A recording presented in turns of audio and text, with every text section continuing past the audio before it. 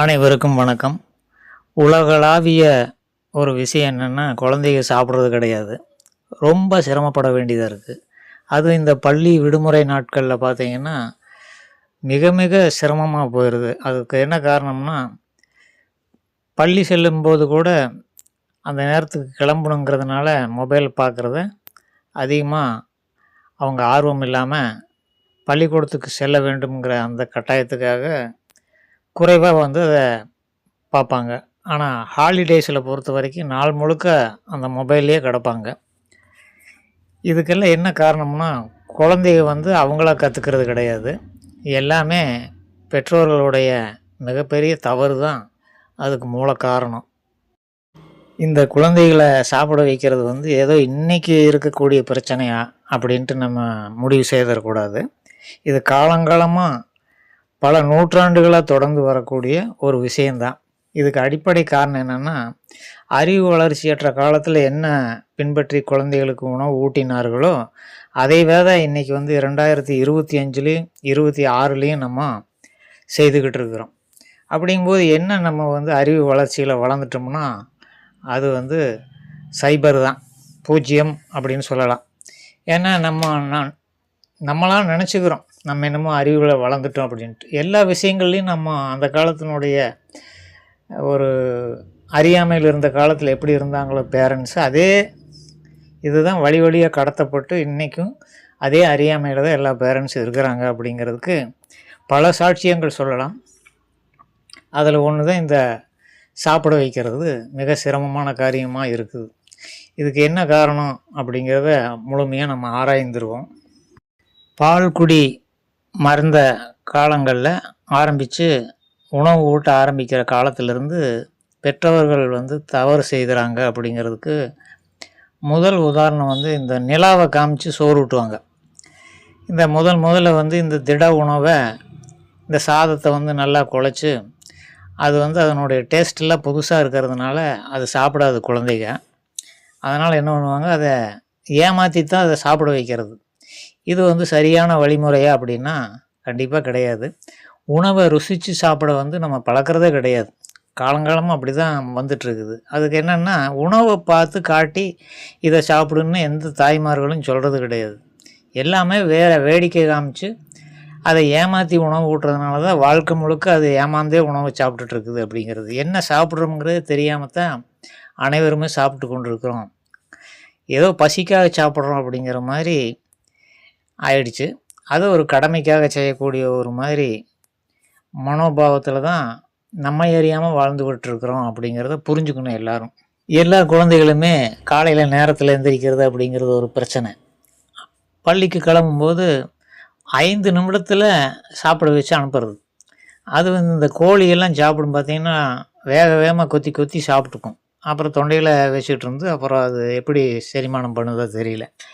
அந்த மாதிரி கோழி சாப்பிட்ற மாதிரி குழந்தைகளை பழக்கி விட்டுறதுனால பள்ளிக்கு செல்லும்போது அது சாப்பிட்றதே ஒரு பதட்டமான ஒரு வேலையாக குழந்தைங்க மனோபாவம் ஆயிடுது.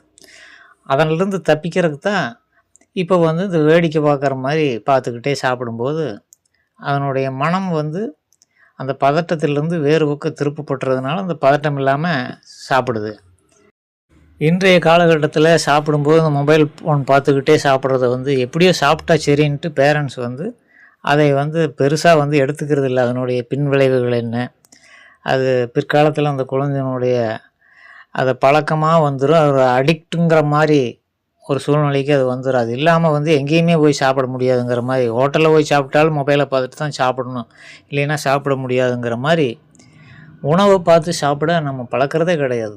முதல் தவறு அதுதான். உணவை காமிச்சு அதை டேஸ்ட் பண்ணி அதனுடைய ருசியை உணர்ந்து அனுபவித்து சாப்பிட்றதுக்கெல்லாம் நம்ம குழந்தைகளுக்கு பழக்கிறதே கிடையாது. அது ஒரு கடமைக்காக செய்யக்கூடிய ஒரு செயல் போல் பழக்கி விட்டுறதுனால தான் இது இவ்வளவு பிரச்சனைகளும் குழந்தைகளுக்கு இப்போது அதில் ஏதாவது கிடந்தால் கூட அது தெரியாது அந்த குழந்தைகளுக்கு. அப்படியே மொபைல் பார்த்துட்டு சாப்பிடும்போது அதில் மிளகாய் இருந்தால் கூட அதை எடுத்து வாயில் போட்டு அப்புறம் அலறிட்டு இருக்கும். இப்படி பல விஷயங்கள் அதன் பின்னணியில் இருக்குதுங்கிறத பேரண்ட்ஸ் உணர்ந்துக்கணும்.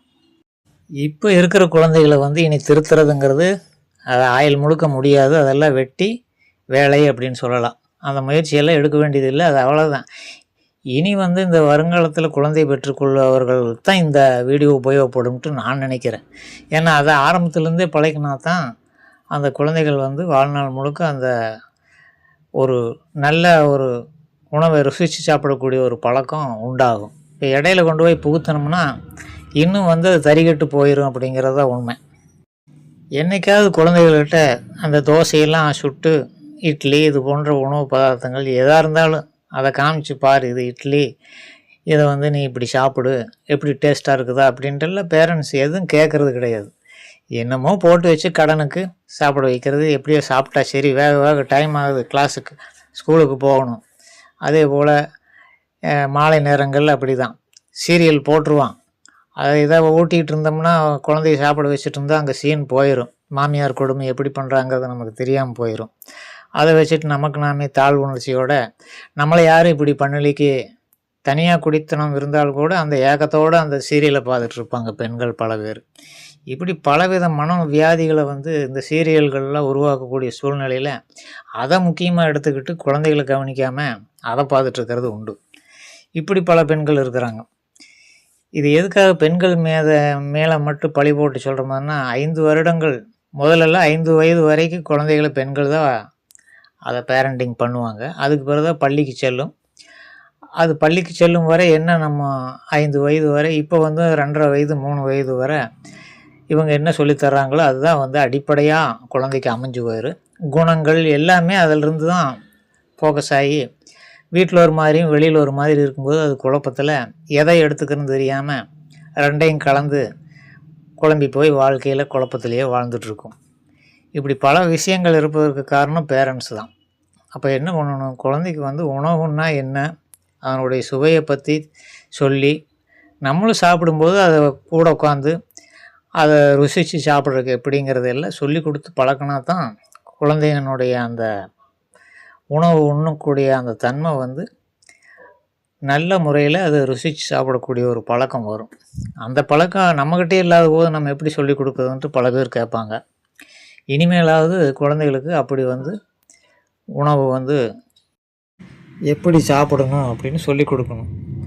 இந்த மொபைல் பார்த்துட்டு சாப்பிடும்போது மென்று சாப்பிட மாட்டாங்க. அப்படியே வந்து முழுதாக அரைக்காமல் ஒரு உணவாக அதை அப்படியே விழுங்கிடுவாங்க.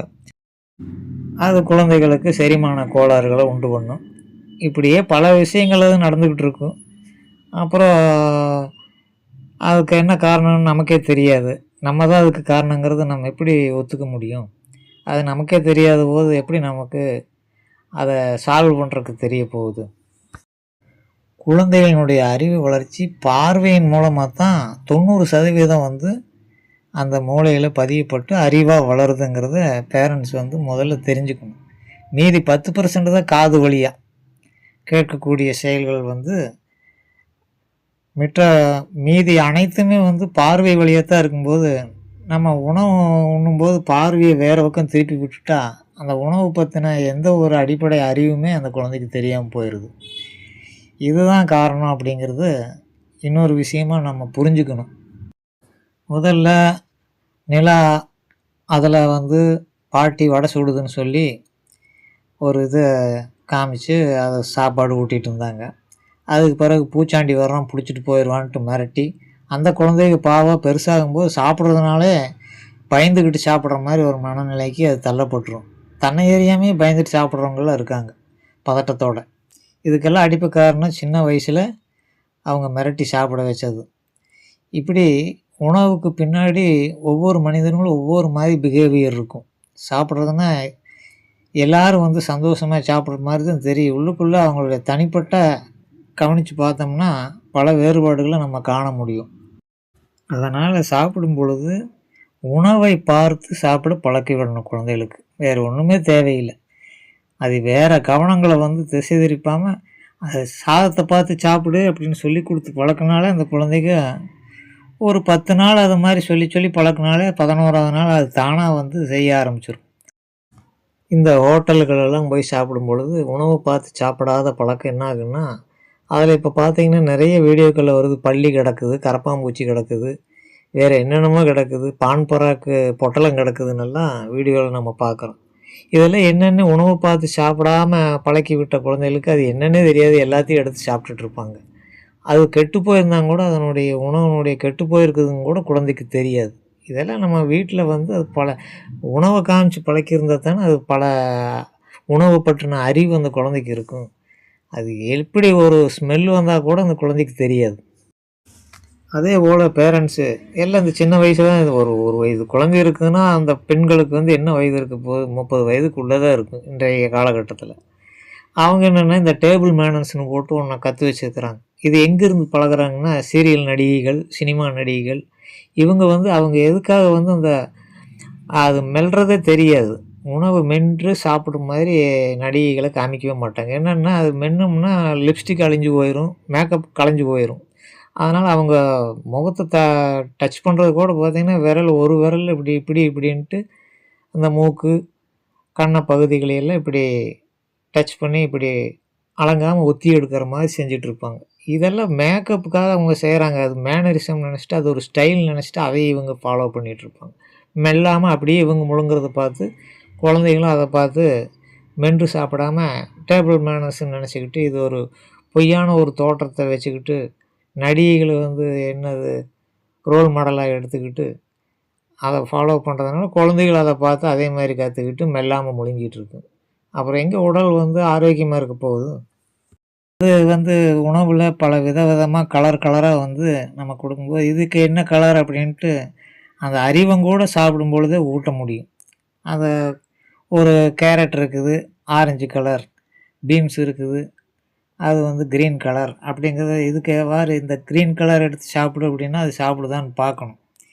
இப்படியெல்லாம் வந்து அது கூடயே இருந்து சாப்பிட வைக்கிறதுக்கு முதல்ல பின்பற்றின முறை வந்து 2 மணி நேரம் ஆகும் குழந்தைகளுக்கு சாப்பிட வைக்கிறதுக்கு.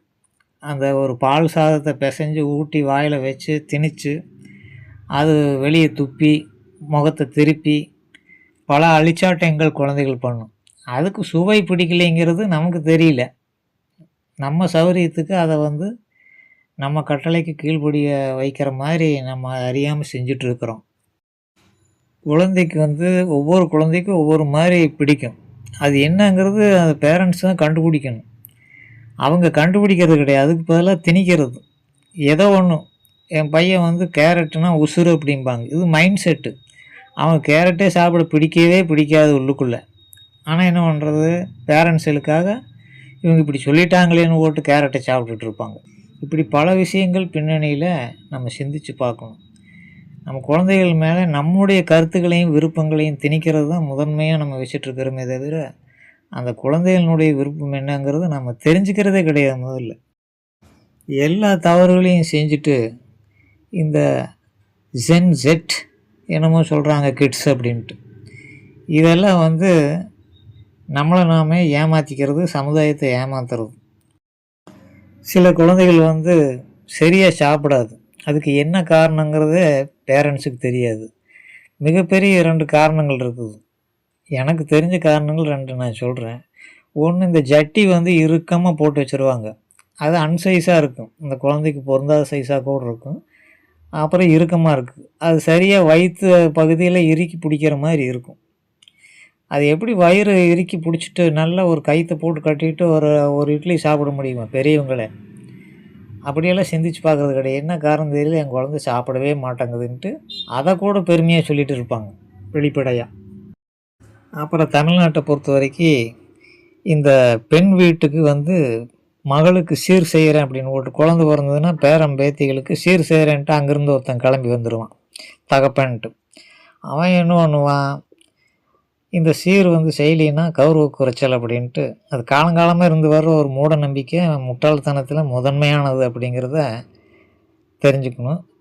இந்த குழந்தைகள் வளர்ப்பில் இது ஒரு காரணியை எப்படி உருவாக்குதுங்கிறதுக்காகத்தான் இதை சொல்ல வேண்டியதாக இருக்குது.